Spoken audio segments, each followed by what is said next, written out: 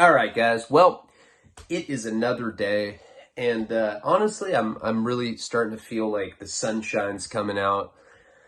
I don't feel I don't feel depressed anymore. I mean, slightly. I was really having a hard time. I don't know what triggered it. I don't know if it was the cavity, feeling fatigued, having an infection, sleeping a lot, and then waking up without a cock. Babe, it's gone. She's like, what's gone? My dick. It still fucking stinks. I can smell it from here.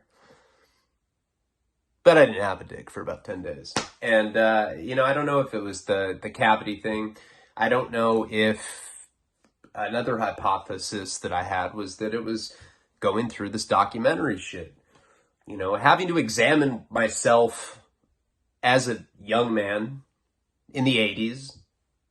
This is before I even beat off. Just an innocent kid. Didn't even know that you could beat off. If I knew, I probably wouldn't have even ever left Boston. I'd have been like, hell no. I'm going to beat off in the snow. And then I probably wouldn't have gotten into drugs. I would have just been one of those weird guys that plays video games and beats off while it snows outside, and probably would have saved my parents a lot of fucking grief. Looking at that kid, really, I feel like I've taken a time machine, and I've gone back and I've seen this little kid and so much shit that I'd like to tell that kid, from, hey man, don't try fucking crack. I know that should be a no-brainer. I mean, I don't think anybody hears about crack and they're like, dude, sounds fucking bomb. I'm trying to do that. Because that's not what you think of when you think of crack, when you think of heroin. Do you guys remember what it was like when you were a little kid and you would hear about heroin addicts, people with track marks, all that kind of stuff? It was just like a real icky feeling. Like, damn, that guy is a heroin addict. How do you know? Wears flannel. Gross. We grew up in the 90s in the grunge. Flannel and heroin addiction were synonymous then. Some of these things that I say are completely nonsensical, but it's how I warm up. And it is what it is. But I am feeling better. I went to Garden Grove, California. You may have heard of it. It's was popularized by Sublime. We took this trip to Garden Grove. Smelled like loot. You know that song? I'm sorry, I'll never try to sing for you guys again. I went to Garden Grove. It's, the locals call it Garbage Grove because it's arguably the ghettoist part of, can you say that? Can you say ghettoist? Who gives a fuck? Don't you hate grammar police? They're like, you can't say ghettoist. It's the more ghettoer, or whatever, however you would say that properly. But it is the most ghetto part of Orange County. And I don't know why it has that reputation, because it's only Asian guys. Can Asian guys even be ghetto? I don't think so. I think Asian guys are Asian guys. Smell like top ramen seasoning? Jesus, that was racist. Karina said that on the live, too. She's like, when he gets mad, he says racial slurs. That's not true. Can you imagine me doing that? I don't do that. She was saying that because she needed attention. We had sex just now, too, right before I got on the video. That's good. When I was depressed, we didn't have sex. We just fingered each other. I was like, just do it. I want to feel something. She's like, this is fucking disgusting. I'm like, just, come on, use two. Oh, yeah. Feels gross. Yeah, I don't like it. Harder. Slut. She's like, yeah, I'm going to tell people. And then she does. What was I saying about Garden Grove? So I go to the dentist today, and unfortunately, my insurance doesn't want to cover it. Doesn't mean that I can't get it done. And I'm on these gnarly antibiotics. They're these big fucking horse pill. They're all over my desk. I've been snorting them. These big these big ass antibiotic pills. But they put something in my tooth to try to like quell the pain. I don't know what it is. It's like some sort of like padding. You can see it. But I have to get actual surgery. Like they have to go in there and they have to patch something together and they have to give me a root canal and it's going to be crazy. And then they're going to give me opiates and I'll blame the dentist and I will be sucking dick for heroin somewhere. But you don't need to do that. You don't need to suck any dick. I feel strung out. I don't have to be. I just feel that way. I don't know. I'm sorry. Sorry for all that weird, completely random humor that I'm trying. Sometimes it just doesn't work. Sometimes shut the fuck up, get on to a story. So anyway, sorry for the monologue introduction. I used to separate these videos, but I'm treating this week as if it were the first week of the month. Trying to do a bunch of different storylines. Then we will zero in on one consistently once I figure out what you guys like the most. I haven't been reading the comments just because I don't know. I'm so fucking fragile right now. I could not even handle a joke, you know? Like, you know, someone might say dance clown, dance. And I'll literally start crying. Now I'm past that. I'm not feeling depressed. And we are going to have this 30-minute cut of the doc. I've been waiting to give like a good chunk cut of it. So that's any day now. You know, next day or so. I don't know. I don't want to just keep putting little minor tweak cuts up. I mean, I put one up of Drug Ballad and that looks nothing like what we ultimately went with. I don't know if you guys enjoy seeing those. I would say to comment, but I'm not reading them. But I'm in a better state of mind, so I might read the comments now. This story is going to be how I made $500,000 redux. And the reason that I feel like telling this story is, I don't think I've talked about it yet, but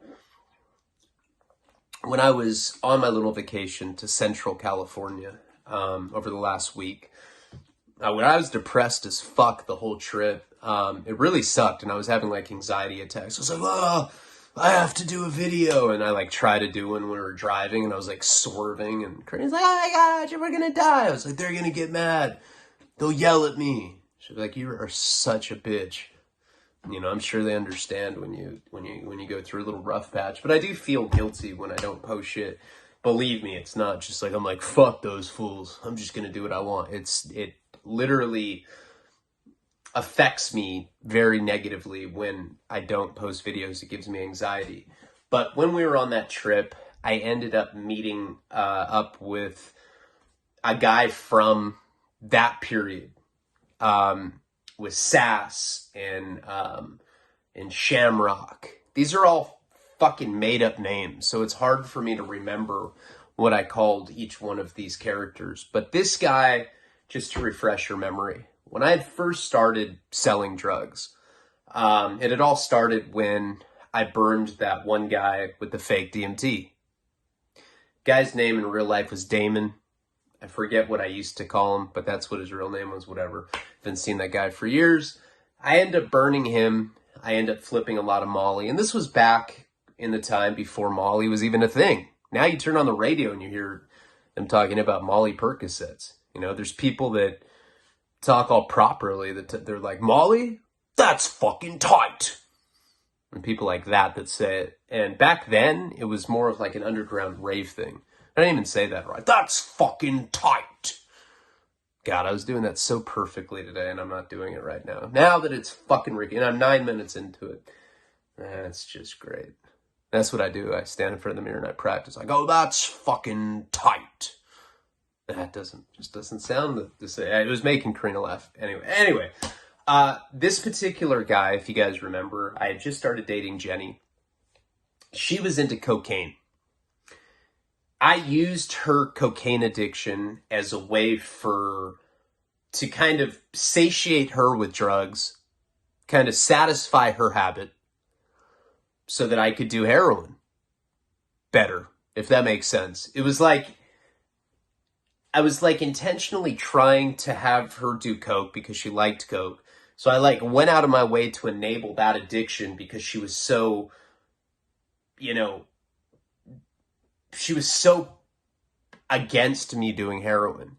I mean, it's hard in a storytelling sense to really describe what her role was, but she was a caregiver in my life. She wasn't a traditional girlfriend. Like, we didn't kiss. I mean, we did in the beginning. You know, we had sex in the beginning. Had a couple awkward things happen. She pooped one time during anal. Came out, like, on a drain. I could never look at her the same anymore. After that, she was like some, like, shit-constructed snowman to me. But she took care of me. She was 5 years older than me, and she was my caregiver because I was that incapacitated from my addiction. She did coke. And when I had met Damon, he introduced me to a couple. They lived in Isla Vista. This couple, I don't remember what I'd called them in this particular storyline. I'll just go with the guy's first name, just so that I don't have to have trouble remembering it. The guy's name was Kevin. This guy, Kevin, he had a girlfriend named Erica, and they were college drug dealers. Big time drug dealers. I'm not talking about you go to their house and they like are weighing up grams of cocaine. I'm talking about they had fucking bricks of cocaine. It's not that I was a stranger to that. Now, remember when I was in high school, when I was 17 and I was just getting into smoking heroin, I dated a girl named Jillian. Her dad was a Hell's Angel. He used to have me deliver bricks of cocaine. That's in the juvenile delinquency series. We're going to get back to that. That's a whole different storyline. But the point is I had been around cocaine weight since I was a teenager. When I met these guys, it didn't faze me that they were big time coke dealers because I was so used to it anyway. A lot of people, they're like, yeah, I was around tons of drugs. I was around it too, brother. Yeah, but a lot of people haven't seen 10 bricks of cocaine. You haven't seen $250,000 worth. I'm not saying everybody. I'm just saying a lot of people haven't. And if you can honestly say that you've been around 10 kilos of coke, then, that's a rare thing. Not a lot of people are around that weight. And I just happen to fall into those circles a lot. And I'm not saying I'm the only person that's been around weight like that. I know a lot of people that watch my stuff have. But it's still interesting when you're around people that are selling drugs on that level. And these people were different. Throughout my life, when I found people that sold weight, they were very, very careful. They don't talk on the phone. They'll never have people come to their house. They have a safe house. They have runners. It's a very organized operation when people get on the higher levels. These people didn't give a fuck. I'd call them and be like, yeah, we just got 6 kilos of cocaine. I'd feel like I was talking to a cop when I'd call him. I'd be like, dude, can I just come over and hang out? He's like, yeah, but we got 6 kilos of cocaine. It's in the guest room in that Asian looking cupboard. I don't know. I'm on an Asian trip right now. And when I'd be at their house, there were constantly people going in and out of it. There was always fucking traffic there. They were growing weed in the living room. There's just some like huge bud plant. And we'd be at this house. There was always stacks of cash there. They were very trusting people. They had bricks of cocaine. These guys were the premier drug dealer, cocaine dealer of the college community for the UCSB students, for the city college students. They were like the big coke dealers at the time. And I met them through the guy Damon. Damon's the guy that I had ripped off. And he also sold coke. He was selling coke through them. He was selling Molly, mushrooms, LSD in huge, huge quantities. Hundreds of pounds of mushrooms, 1,000 vials of LSD, multiple kilos of MDMA, MDA. He had PCP, DMT. Actually, he did not have DMT. That's how I had ripped him off. But Sass, the guy that he worked for later, was getting pounds of DMT, so eventually I was around it. Damon, that was the only drug that he didn't have, but everything else he had. I'd get coke from him pretty frequently in the beginning because I'd met him, I'd burned him, then I fronted the high school kid. His name was Jacob. I gave him whatever miscellaneous drugs I had left. And he came back with thousands of dollars. And I just called Damon and I said, hey, the DMT that I gave you was bunk. I want to come and cash you out. And he thought that that act somehow made me a stand-up guy. That's where my drug dealing career had started. And then I met this couple, Kevin and Erica, because I was always buying coke off Damon to fuel Jenny's habit. And so I was doing a lot of coke too. I was doing speedballs. I was doing Belushi's. I had acne. I already have a small dick, but when I like shot coke, it would like shrink, it would invert it. I'd have a pussy, you know, start listening to Aaliyah. Remember her? I don't know. That's Dame Dash's ex. I'm sorry, Dame. Sinister Monopolies, buddy. But I ended up hanging out with this couple a lot. You know, it was probably the first drug dealer couple that I'd ever been around. Like somebody that was actually making real money. I mean, I remember going to this guy's house and we'd be counting out $300,000 cash so that they could go re-up on stuff. And they were getting 10 kilos of coke at a time, 15 kilos. I think the first time I saw 100 pounds of weed was at this house. We became close pretty quickly. And if you guys remember, just as a little recap, it was at their house. They had a Halloween party right around this time. We just met them. Jenny and I are selling a lot of Molly. They had a Pimp and Hoe party for Halloween. Pimp and Hoe, for those of you that don't know, are parties where the guys dress up as pimps. So everybody's wearing fedora hats. They wear silk robes, have canes. You have pimp fucking pinky rings. And the girls are all naked. No, the girls are dressed like hookers. So pretty much naked with fishnet stockings. And we ended up going to this party. Topless girls everywhere. I remember we went there. They gave us a bowl. There was like a glass bowl full of ecstasy. Everybody was eating ecstasy, taking acid. And that's where I met Sass and his buddy. If you guys remember that whole story. They basically recruited me because they knew that I was a Santa Barbara local. And this guy, Damon, was the guy that was working for this group of people before me. As soon as I met him, I started flipping a lot of Molly. So they wanted to replace Damon with me. They had done some research on me. I guess people said that I was a stand-up guy. I don't know who the fuck they talked to because I had the reputation down of being a junkie, you know, and I was a junkie at that time. And the hustles that I had were fucking weak. One of the things that I did before I became a drug dealer, and this was like one of, you know, I'd sell fake blotter acid. That was a huge thing. But another thing that I did, and I don't know if I've ever told you guys about this, is back then, packs of cigarettes were like $5 or $6 for a pack. You get 20 cigarettes in a pack. I'd have an empty pack on one side in one pocket, and I'd have a full pack in the other. And the empty pack, I would put 2 cigarettes. I'd flip one over, so you'd have your lucky cigarette, and then I'd have another one. What I would do is I would have these 2 packs of cigarettes, and I would go to a bar, and I would smoke a cigarette out front. I wouldn't be drinking, I'd just be smoking a cigarette by the curb. Drunk people would come up to me, hey man, can I get a cigarette off you, brother? You know how people are when they're drunk. Hey, what's up, homie? It's like the most non-guy that would say homie ever.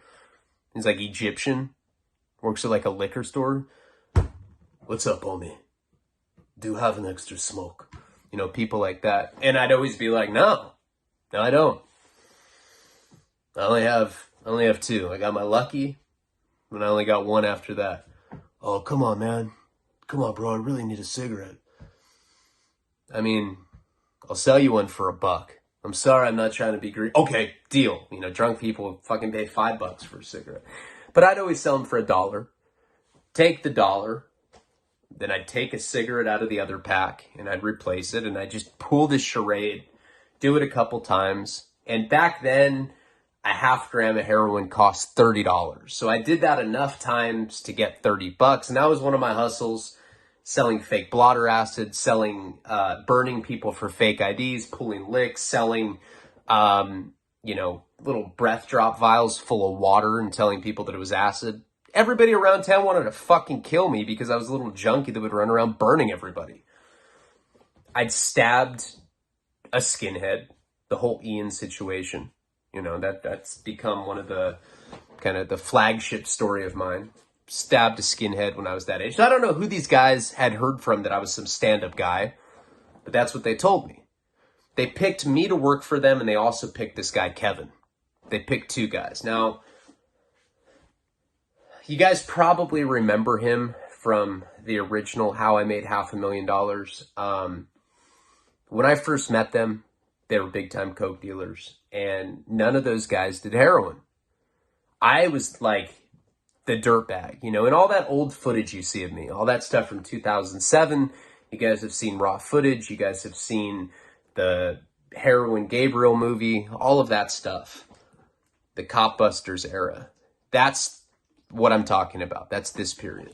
I was a heroin addict, and I essentially went in there and I polluted that scene. None of these guys did heroin before, and you know, I was like very passionately about my heroin. I was like, dude, heroin addiction's amazing.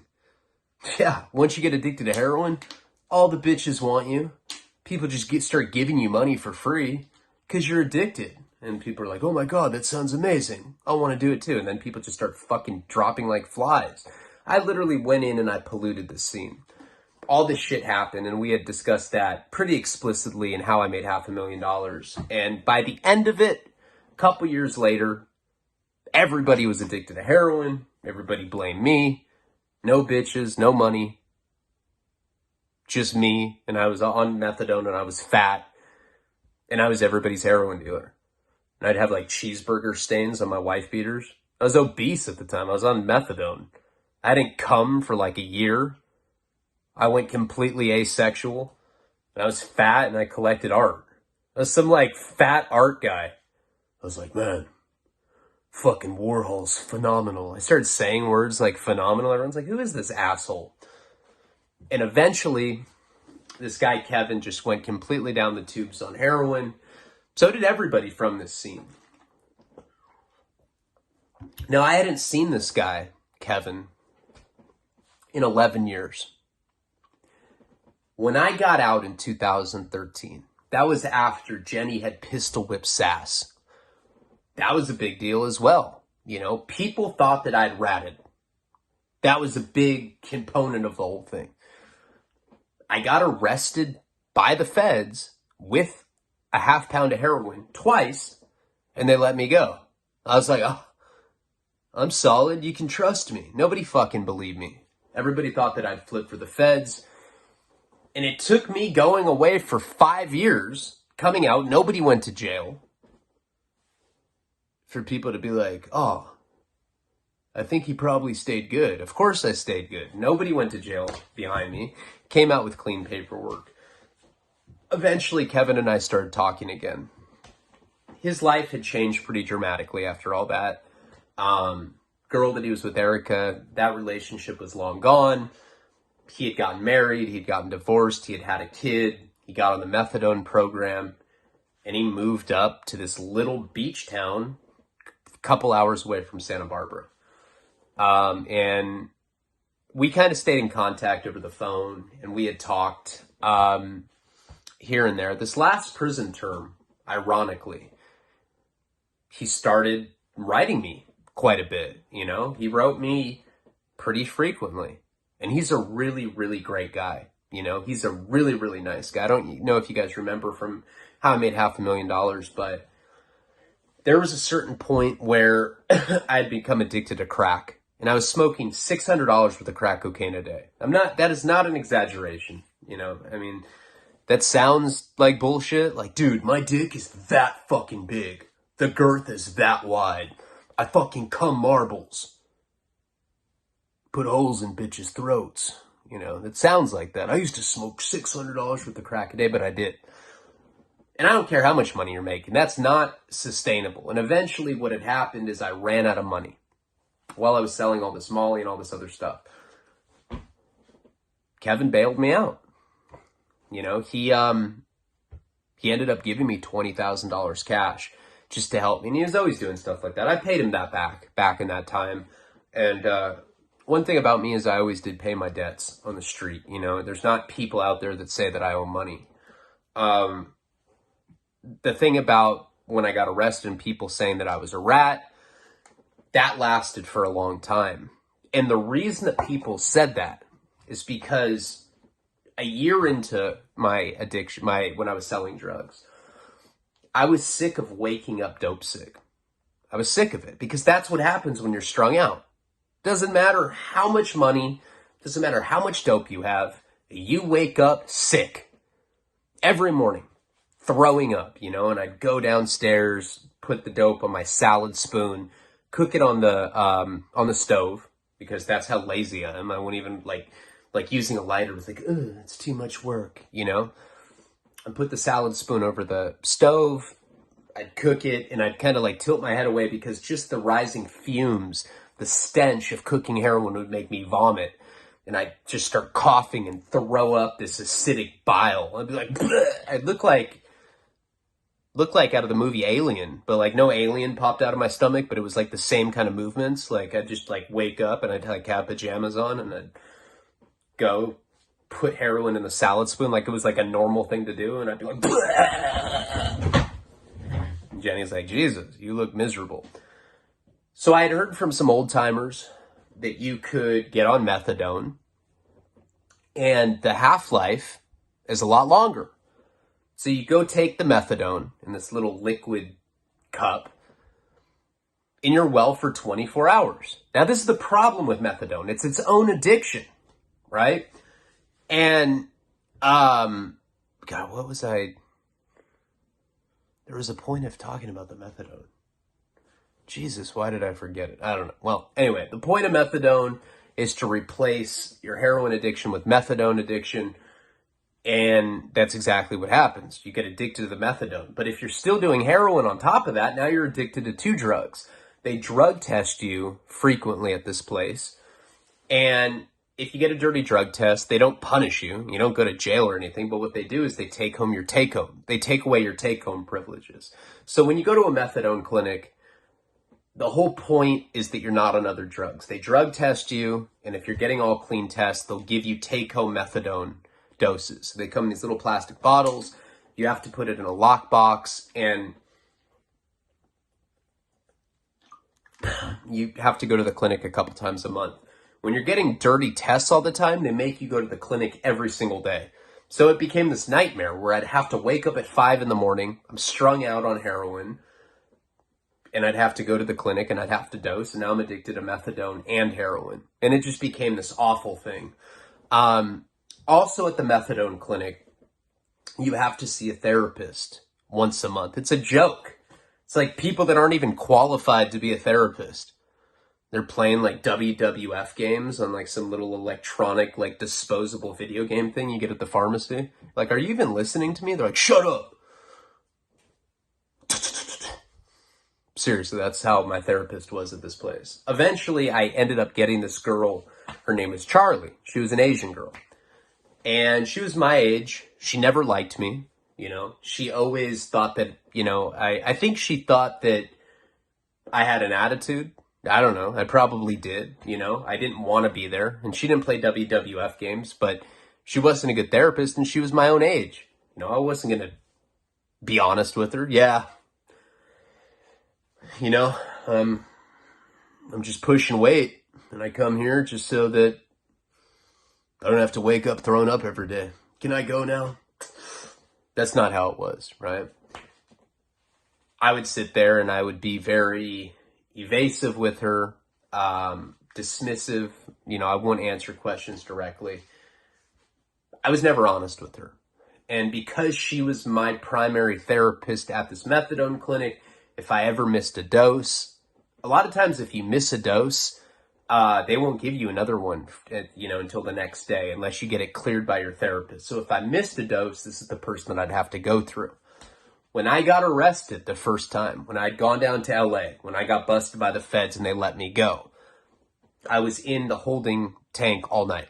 Now, I had tons of heroin, but still, if I missed my dose, I'd feel sick because I needed my methadone to stay well. Heroin, people say that heroin will get you well. It's not the same thing. I was on 200 milligrams of methadone. I was on like 140 at the clinic, and then I would take another 60 that I would buy from people's take homes. So I'd gotten arrested and I missed my dose. So I came home at like 10 a.m. Now they dose you at the clinic from 5 to 7 a.m. And I was freaked out. I mean, I'd just gotten caught with a half pound of heroin. I didn't know what to do. You know, I didn't know why they had let me go. I knew that it was going to look bad because at that point I was selling a lot of drugs. I had 3 people acting as runners below me. And I was making a shitload of money. I was making 10 grand a week and I was basically doing nothing. People, you know, the runner would come deliver a pound twice a week. I'd break it all up. I had 3 runners that I dealt with, and I didn't have to deal with anybody at that point except for these 3 runners and the connection that would come drop it off to me at my place. So I'm leaving LA after just getting busted, and I end up calling the clinic. And I tell Charlie that I need to get a dose. And she says, "Why would I give you a dose?" She was always looking for a reason not to give me this particular dose, you know. It wasn't the first time that I'd missed. This is the first time that I had a legitimate excuse why I missed the dose. I missed the dose because I'd been arrested. So I tell her on the phone that I had been arrested down in LA. I just tell her the truth, right? I say, "Hey, I got arrested down in LA. I got caught with heroin down here. They let me go." Now she gets, you know, her interest perks up at this point. Her ears perk up. This piques her curiosity. So she starts asking me a bunch of questions about it.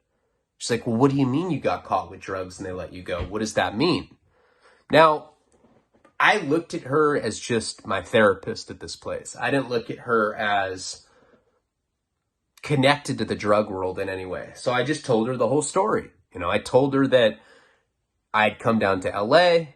I picked up some weight. We got pulled up by sheriffs on the freeway. They found a half ounce of heroin, or the half pound of heroin, and they let us go. Right after that, it got out that I had been arrested and let go, and I could never figure out why. Eventually, I figure out that this girl, Charlie, my therapist at the methadone clinic, was dating one of my runners, this guy named Lou. Of all fucking names, the guy's name was Lou.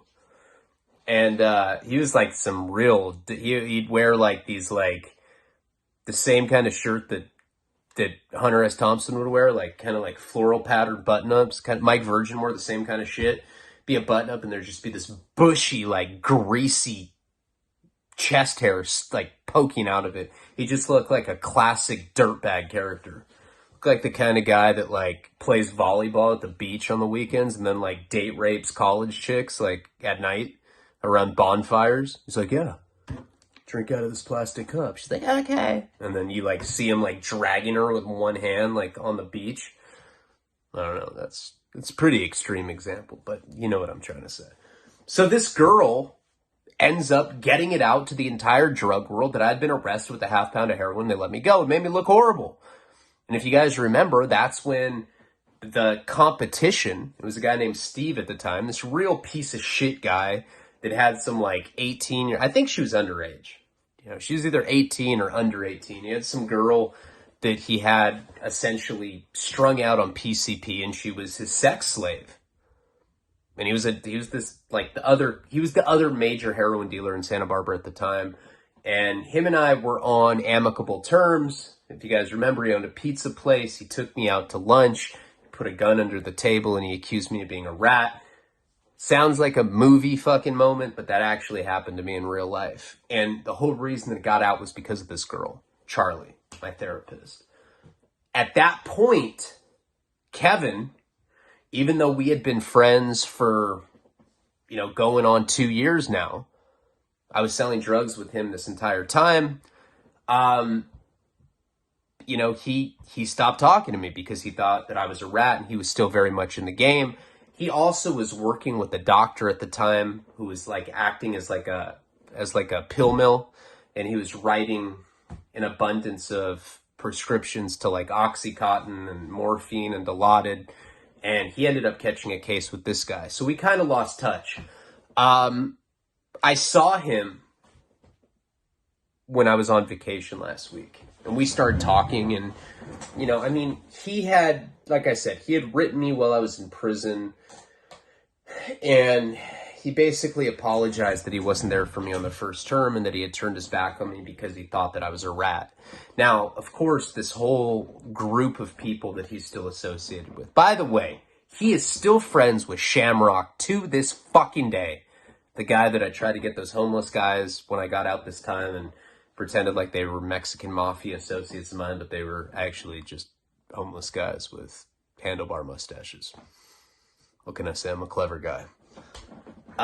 He's still friends with that guy. We were talking about that situation. This guy, Kevin, has a kid of his own now. We met at Pismo Beach, and I hung out with him for a whole day. So the whole point of this video is that him and I were reminiscing about just various memories that we had together. He's a really, really nice guy. Like I said, at one point I had kind of reached a wall because I was smoking so much crack, and the guy gives me $20,000 out of pocket just to get back on my feet. That's what kind of guy he was. Then I go to prison on this last term, on my third term, when it was really bad. This is when I was in Centinela getting in all those riots. And he was writing me letters all the time. He put money on my books. He was sending me novels to read. You know, he's a good dude. So we were talking, and he knows that I do YouTube and Patreon now. And, you know, he thinks that's cool, that I'm able to remember the stories that we went through and start reminding me of ones, because he watches all the videos as well. He has a Patreon account. Hello. He told me about the time where we had gone up for New Year's to a private party. I don't know if I'd ever told you guys about that, but when him and I first started working together, and he also kind of like shed some insight onto this time period, which I'd never thought about. When I met Sass and his group of friends, and they ended up taking me back to that mansion, the guy came out, he was showing me, you know, the different like tool. It's like I don't know how to describe it. It's like tool shelves. It's like a tool cart. And there were like all these different kinds of hash. It was the most hash I'd ever seen. This is when I was at that Pimpin' Ho Halloween party. We were on acid. These guys had me go back to their house. They brought me to a mansion. Sass brought me into his room. He opened up a trash bag full of Molly. I thought it was cocaine. He says, "Do you know what this is?" I thought it was coke. I said, "Yeah." He says, "It's Molly. Do you want to work for me?" I became employed by him. He also employed this guy, Kevin. Now, he had sought us out. Like I said in the beginning of the video, he had heard that I was a stand-up guy. He had heard that Kevin was a stand-up guy. Kevin was already a big-time drug dealer at the time. And Sass ended up hiring both of us, right? Now, Kevin, looking back on it all these years later, this was back in 2007 when this had started. He said that the reason that Sass hired both of us, me, because I was a local, Kevin, because he was already a drug dealer to the college demographic. So it was like the best of both worlds. I knew all the local Santa Barbara people. Kevin knew all the people from out of town that were connected to the college drug scene. And when him and I started working together, I remember Sass had given me like an initial, you know, variety of drugs. A few vials of acid, quarter pound of Molly, couple pounds of mushrooms, bunch of weed. He gave me all sorts of different stuff, but it wasn't like major weight yet. I remember Sass had us go up to Santa Cruz, because remember, Sass had 3 houses. He had one in Oregon State, he had one in Washington State, and he had one in Santa Cruz, California. He also was renting a room at that mansion in Santa Barbara. So he had all these different houses. And he kind of used Santa Cruz as his home base. That's the place, at least, that he was comfortable with Kevin and I going over there. He seemed to live a very mild-mannered life in Santa Cruz. His roommate was like a hardcore surfer, would surf all day, and he also owned like a pretzel stand. It was the most random shit. It was like some surfer guy that owned a pretzel stand that he'd like set up by the beach, and he lived off that. And then Sass was just this major drug dealer. And if you guys remember him, he was like a short, chubby guy. His cheeks were always rosy. He looked like an Eskimo. You know how Eskimos look? That's exactly how this motherfucker looked. He was one of the ugliest people I've ever seen in my life. And I'm not a superficial guy, but his dick fucking stunk.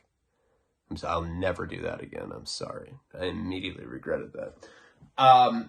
He had Kevin and I go up to his place right when we started meeting, or right when we started working for him. And I remember we went up there for the weekend.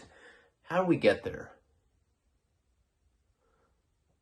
I think Kevin had driven that particular time. Kevin and I go up there, and we're smoking a lot of weed with him. He always had like the dankest bud. I remember we smoked DMT that weekend, and in the backyard. And then he gave us each 2 kilos of MDMA, of Molly. A kilo is 1,000 grams. So he gave us each 2,000 grams of Molly. I remember he wiped off his fingerprints before he handed us the 2 keys apiece. And we ended up driving back, I believe, in Kevin's car, if I can remember correctly. And that was kind of like what kickstarted my career as a drug dealer, me like actually making real money. You know, it wasn't a couple ounces. Now I had 2,000 grams of Molly. And one of the first issues that I had with that was that nobody knew what the fuck it was. Molly was completely new. And what I was doing is, you know, we'd get a bunch of girls to come over, some of Jenny's friends. They'd all be in a hotel in a bikini. It looked like some old 70s, you know, drug dealer movie. They'd just be in hotels in bikinis filling up vegetable capsules. And we put, vegetable capsules come with the small side and the long side. And they'd fill up the small side. That was a 0.1. That was a hit of Molly. We'd sell it for $20. But before we were even selling the hits, so each ounce would make 280 pills. We could sell a pill for $20. But before we were even selling it like that, we were giving away a lot of free samples. Now, around this time, we also had come up on those thousands of Quaaludes that I told you about in one of the What Really Happened videos. So I had a bunch of Quaaludes, I had a bunch of acid, I had a bunch of Molly. Shit was just getting really out of control. It was getting out of control very quickly at this point. And if I can remember, I have a picture from this night. New Year's was coming up, and we had already been selling drugs for a while together. And Sass told us that they were going to get a jam band, String Cheese Incident, to play a private venue for us on New Year's up in San Francisco. Jenny, Kevin, and I went up there. We ended up getting a hotel for, it was like one of these hotels that was like $400 or $500 a night. At the time, I had gotten clean off heroin. I was clean for like about a month. We go up to this party. It was a private party reserved namely for drug dealers. You know, people that were they were either elite friends of drug dealers or they were drug dealers themselves. It was like an entire new world of people. We're staying at this expensive hotel right by where the I guess it was a rave would be the best way that I could describe what this party was like. And all the people that were attending the event, this private String Cheese Incident event, were staying at this hotel. So it was just like a major, it was almost like an after party. Like the entire hotel was an after party. We end up going up there and, you know, we're pre-partying and stuff. I think we had done acid a couple times. We were up there for an entire week. I think a couple days before the actual event, we had done acid and I was doing fine. And then one day I just got the urge to relapse. It was nighttime. We were staying right in the Tenderloin district of San Francisco. We're all partying up in this hotel. It's all like festival raver type people.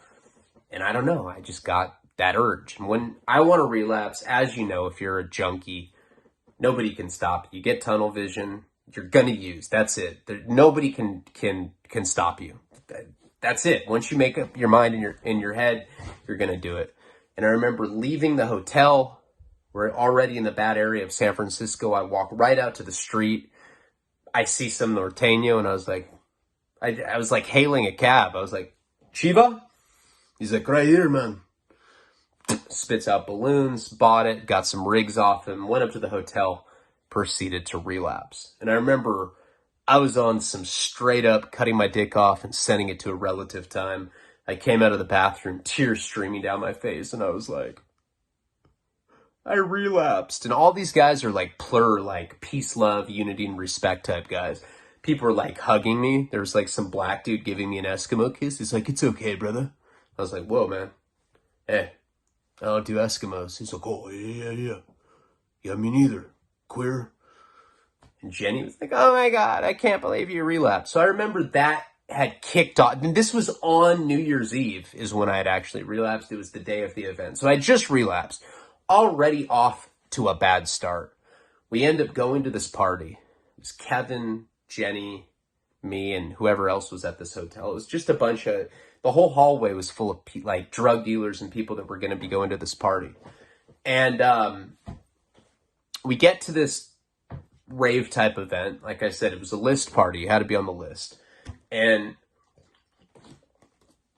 I had brought a vial of some of the best acid that I've ever done in my entire life. I brought to this party. Now, Jenny was mad at me because I had just relapsed. I had the acid on me. Kevin had a bunch of Molly. He had the Quaaludes on him. And we get to this place, and of course, the music's very loud. Kevin's like, hey, man, let me get the vial. I want to dose a couple of my homies that are here. I was like, all right, cool. So I kind of lose him, right? And Jenny and I had taken some Molly. Again, she's mad at me because I had relapsed. And I end up losing Kevin for about an hour. Now, I'm already rolling on the ecstasy at this point.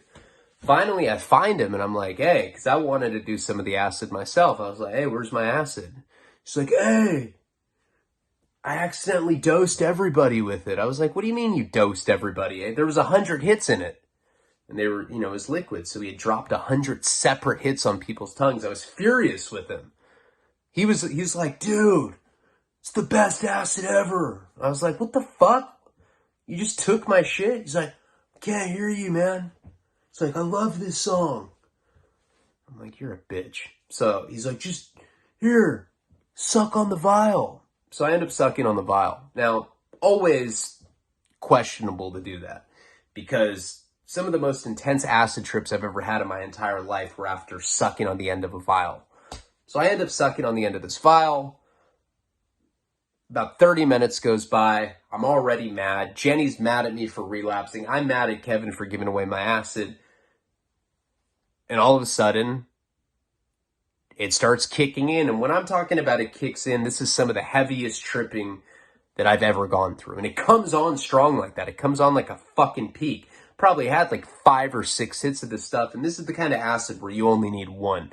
One is too much, if you know what I mean.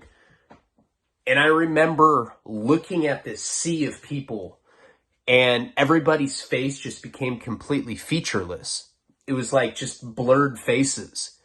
And it scared the shit out of me. Like I was aware that people were talking and it seemed like I could hear 1,000 different conversations at once. And I see what I believe to be Jenny, but it's just a fuzzy face. And I'm just hearing like, hey, are you okay? But I can't see anything. I'm just looking at this mound of fuzzy flesh, right? The features of her face have gone. Everybody's features have gone away at this point. She's like, are you okay? And I like can barely hear it. And I'm having a complete freak out. I mean, I'm looking out into this sea of people. And I guess the best way that I can describe how they look is they look like crash dummies. Do you guys remember what crash dummies were? These like cadaver looking people. Like it looks like mannequins that I guess they would put in cars and then just crash them. That's what everybody looked like, crash dummies. And it was freaking me out. I start getting into this like profound trip about how we're all just crash dummies, crash dummying around life. And I remember putting my hand on my head and I started screaming. I'm wearing a black wig at the time. And I was wearing this gray hoodie. And I hear a voice in my head, and it's very chirpy. It's Jenny, and she's like, hey, do you want to smoke a cigarette? And I was just like, I'm having a complete freak out. Somehow I make it outside. I somehow am smoking a cigarette like this, and I have this black wig on. That picture is on my MySpace. If you Google Ryan Leone MySpace, you actually see this picture. If I can find it, I will make it the thumbnail or whatever, the cover for this particular video. But while I'm outside I don't really remember what had happened. But what Jenny had told me at this point is that I was screaming and that I was having a freak out and I was like trying to pull out my own hair. So they gave me 2 Quaaludes. Now, taking 1 Quaalude knocks you on your ass. That's like taking 20 Xanax bars, drinking a pint of alcohol and surviving. That's what it feels like, right? Somehow they convinced me to take Quaaludes. I remember at this particular party, they gave away free cups of water. And I remember Jenny was pouring this water on me, and like somehow I had chewed on 2 Quaaludes. So 2 Quaaludes will rock you. And it seemed to take the whole distortion and abstraction of the LSD trip down to the point where I came back to reality. Now, who knows how long that was, I was actually in that state. They said that I was rocking back and forth and that I was having a complete freak out. When I did come back to reality, I told Jenny that I wanted to leave, we leave the party and we end up seeing this guy with okay, I don't know why, but it seems like when you're in major cities, you start seeing people with deformities. You know what I'm talking about? Like you'll see someone and they'll just be like missing, like they'll have an eye like drooping down their face, or like, you see a lot of people with like cleft lips, like really sad physical deformities. This guy came up to me and he had this huge, he was a black guy, and he had, his lip was like the size of it looked like a ball sack. This guy's bottom lip looked like a ball sack hanging out of his mouth. And he came up to me with this ball sack looking lip and he's like, "Oh, hey man, oh." And this while I'm on acid, by the way. Even though I'd taken the Quaaludes, I'm still seeing distortion. The ball sack looks like it's breathing. It's like, "Oh, hey man, oh, you wouldn't happen to have a menthol cigarette, would you?" And I'm just seeing this ball sack dribble, and I'm just like, ah. End up giving him one. I remember that was very memorable. I mean, it's stuck in my mind to this day. So we keep walking down the street. San Francisco is definitely magical when you're tripping on acid. It's a very magical, glitzy city. You see the lights, you can feel the energy, everything's wavy. And I remember looking up at the stars and seeing them almost tucking in the cityscape. There was something very comforting and tranquil about what the San Francisco cityscape looked like that particular night while I was on the acid. And for one moment, I really did feel like I was connected to Jenny, like I was connected to the city, and that I was one with myself. And this is right as we're getting to the hotel. And then we just hear this huge, crazy fucking echo of a gunshot. We didn't see it, but somebody got shot literally standing right in front of the hotel. You see somebody running in the other direction, and we just see this fucking body sprawled out in the middle of the street. Someone had just gotten shot, and you hear all these screams. And I remember being on acid, the whole tranquility, everything just shattered instantly, and I'm looking at this body just sprawled out in the middle of the street, and there's this puddle of blood pooling around this body. And we will get into what happens next, how I made $500,000 redux, the Kevin Chronicles. This will be like a little 3 or 4 part series. These are stories that he actually reminded me of. Palabra.